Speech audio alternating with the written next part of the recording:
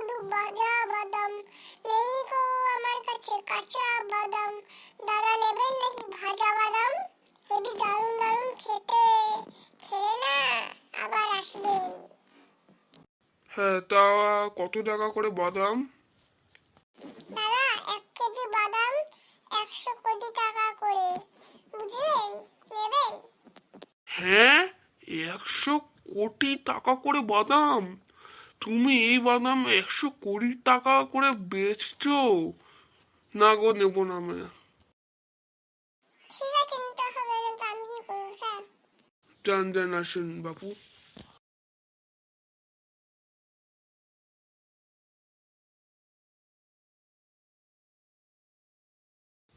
100 কোটি টাকা করে বাদাম এসছে, চোর। হ্যাঁ।